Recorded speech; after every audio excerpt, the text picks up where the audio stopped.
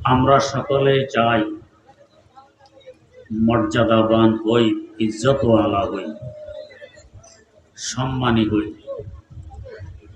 কিন্তু কি কাজ করলে মর্যাদাবান হওয়া যায়, কোন পথে চললে ইজ্জত পাওয়া যায়, আমাদের ক্ষুদ্র বিবেক দ্বারা তা চয়ন করা সম্ভব নয়।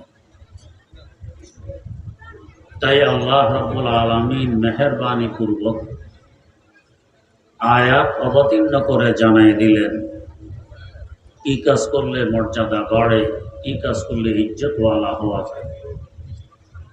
আল্লাহ পাক বলেন, ওয়াল্লাযীনা উতুল ইলমা দারাজাত, যাদেরকে ইলম দেয়া হয়েছে এদের মর্যাদা অনেক বেশি। যে প্রতিষ্ঠানের উদ্যোগে আজকের এই সমাবেশ, প্রতিষ্ঠান একটি ইলমের মারকাজ, ইলমের কেন্দ্র। ইলম অর্জন করলে মর্যাদা বাড়ে। কেন বাড়বে? বুখারী শরীফে একটি হাদিস বর্ণিত, হযরত রাসূল আকরাম সাল্লাল্লাহু আলাইহি ওয়াসাল্লাম হাদিসে কুদসিতে বর্ণনা করেন, আল্লাহ রাব্বুল আলামিন বলেন, বান্দা যখন ফরজ কাজে নিয়োজিত থাকে তখন এ হয় আমার কাছে আহাব, সবচেয়ে বেশি মহব্বতের পাত্র।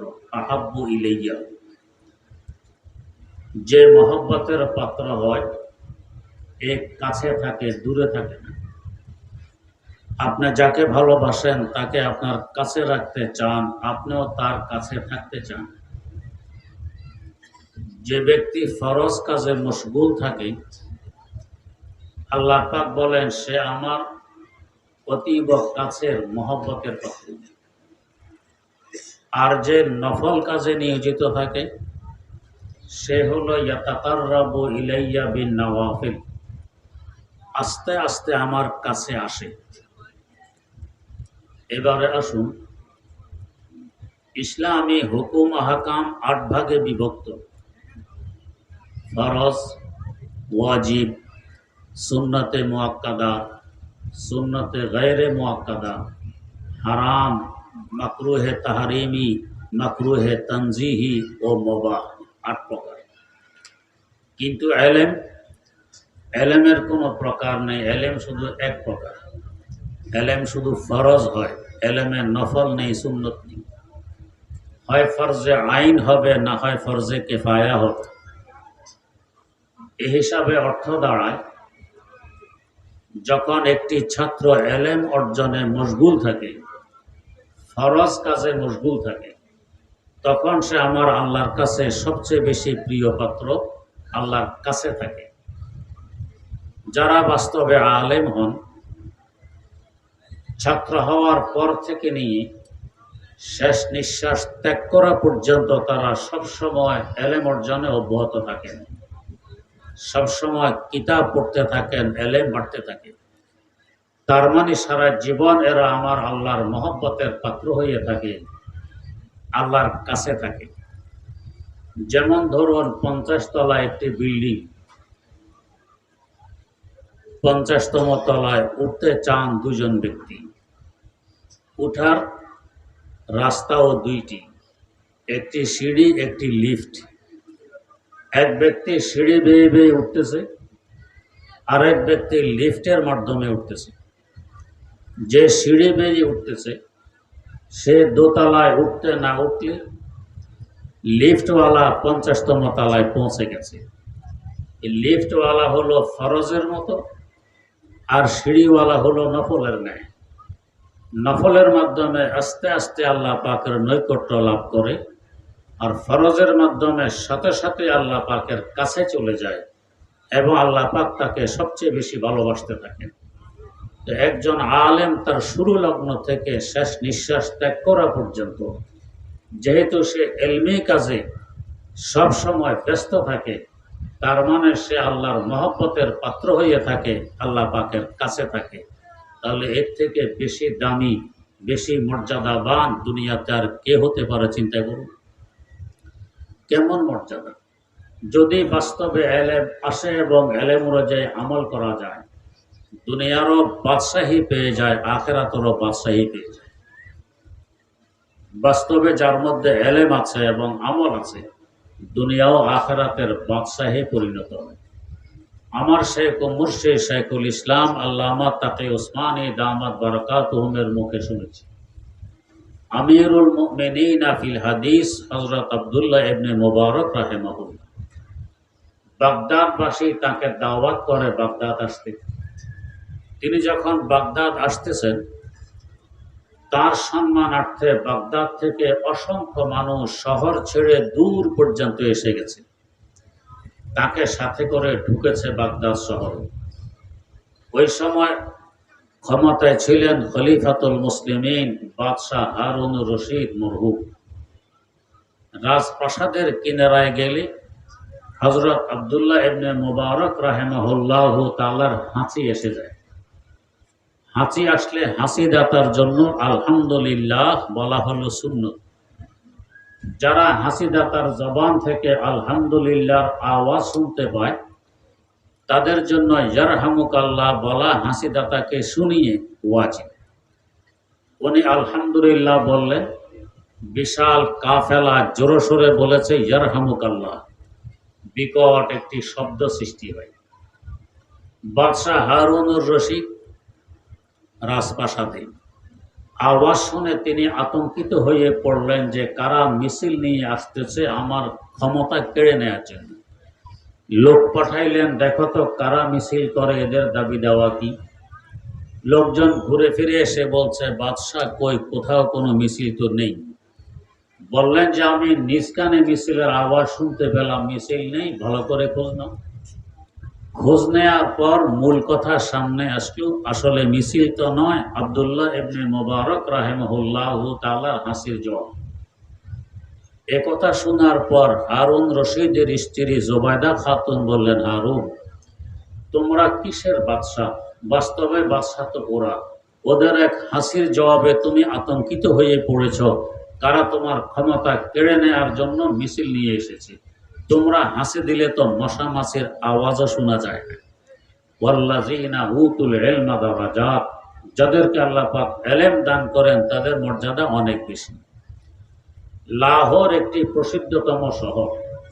এই লাহোর শহরটি রাবি নামক দরিয়ার তীরে অবস্থিত। এই দরিয়ার উত্তর পাড়ে একটি প্রসিদ্ধতম পার্ক, নাম হলো শালিমার পার্ক। এই পার্কে সম্রাট জাহাঙ্গীরের কবর, বাদশাহ আকবরের ছেলে শাহজাহানের আব্বা আলমগীরের দাদা। দক্ষিণ পাড়ে একজন বিজ্ঞ আলেম আল্লাহওয়ালা বুজুর্গ দাতা গঞ্জে বক্সে আলী আল হাজবিরি রাহিমাহুল্লাহ তাআলার মাজার। দুই পাড়ে দুইজন। লোকেরা পার্কে ঘুরতে যায়। ঘুরতে ঘুরতে সম্রাট জাহাঙ্গীরের কবরের কাছে আসলে বেশি থেকে বেশি আঙ্গুল তুলে দেখায় এটা জাহাঙ্গীরের কবর, এ পর্যন্তই শেষ। পক্ষান্তরে দক্ষিণ পাড়ে যে একজন আলেম শুয়ে আছেন, আজ থেকে প্রায় 1000 বছর আগে তিনি ইন্তেকাল করে গেছেন। তখন থেকে নিয়ে আজ পর্যন্ত কি রাত কি দিন অসংখ্য মানুষ তার মাজারে হাজিরি দেয়, ফাতিহা খানি করে এবং ইসালে সওয়াব করে। সওয়াবের পাহাড় তার কাছে জমে যাচ্ছে।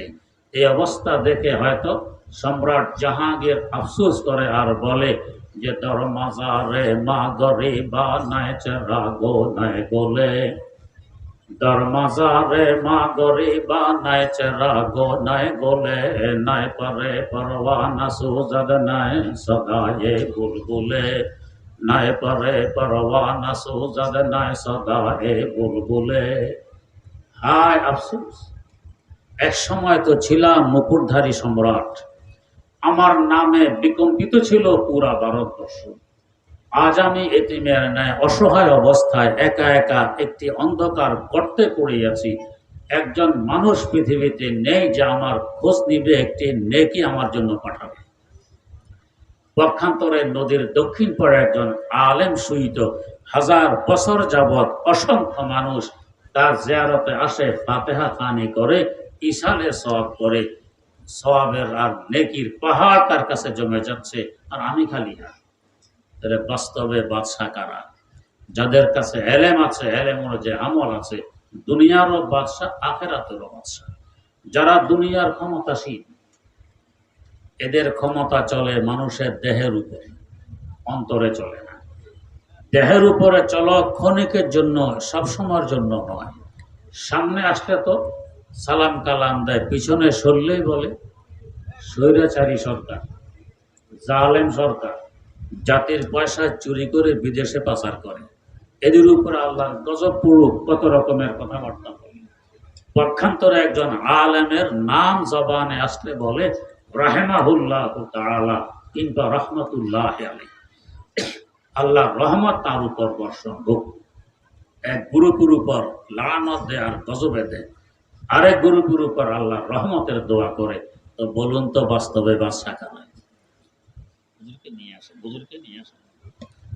ইংরেজরা যখন এই দেশ দখল করে, তারা জরিপ করেছিল ভারতবর্ষের অবস্থা কেমন।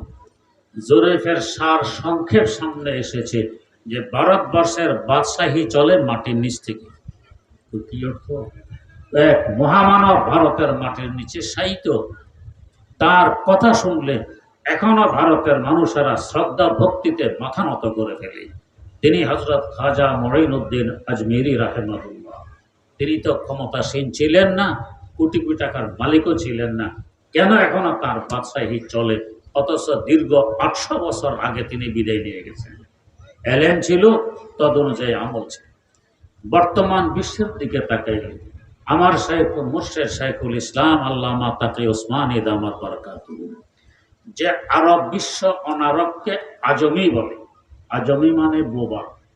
এরা অনারবকে বোবা বলে আখ্যায়িত করে। আর সেই আরবে এখন কোন ফিকহি সেমিনার না হয় যে সেমিনারে শাইখুল ইসলাম আল্লামা তাকি ওসমানী দামাত বারাকাতুহুকে দাওয়াত না করা হয়? কোন সেমিনার এমন আছে যেখানে তিনি উপস্থিত হলে তাকে সভাপতি না বানানো হয়? কেন তার ইজ্জত? আপনারা নেটে দেখেছেন, বাইতুল শরীফের ভিতরে গিয়েও তিনি নামাজ পড়ার ভাগ্য অর্জন করেছেন, যা রাজা বাদশাদের জন্য সম্ভব হয় না। কেন তার এই মর্যাদা? কেন এত ইজ্জত? এলেম আছে, এলেম অনুযায়ী আমল আছে।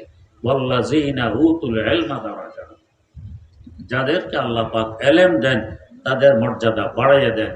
দুনিয়াতেও তাদের মর্যাদা, আখিরাতেও তাদের মর্যাদা বাড়বেই না বা কেন? এলেম আল্লাহ রাব্বুল আলামিনের একটি গুণ। তিনি আলিম, তিনি আল্লাহ। তিনি যেমন মর্যাদাবান, তার গুণে যে বান্দা গুণান্বিত হবে সেও হবে এভাবে অসীম মর্যাদার অধিকারী। ওয়াল্লাযীনা উতুল ইলমা দারাজা। আপনারা যারা কোরআন শরীফ পড়েছেন, অনুবাদ পড়েছেন, দেখেছেন, আল্লাহ পাক আমাদের আদি পিতা সাইয়্যিদানা হযরত আদম আলা নবিয়্যিনা ওয়া আলাইহিস সালাতু ওয়াস সালামকে সৃষ্টি করার পর সর্বপ্রথম ইলম শিখাইলেন। এরপর পরীক্ষা নিলেন, পরীক্ষা পাশ করলেন।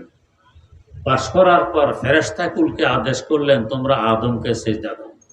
ফেরেশতারা আদমকে সিজদা দিল। বলেন তো, যে সিজদা দেয় তার মর্যাদা বেশি না যাকে সিজদা দেয় তার মর্যাদা বেশি? যাকে দেয় তার মর্যাদা বেশি।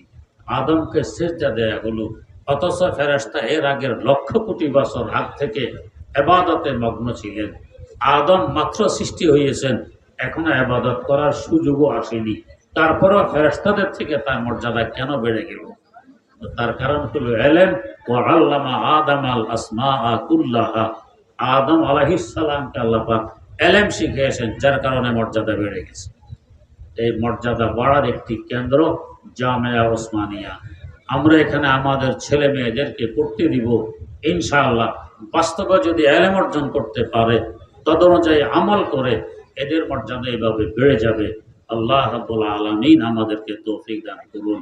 সুবহানাল্লাহি ওয়া বিহামদিহি, সুবহানাকাল্লাহুম্মা ওয়া বিহামদিক, আশহাদু আল্লা ইলাহা ইল্লা আনতা, আস্তাগফিরুকা।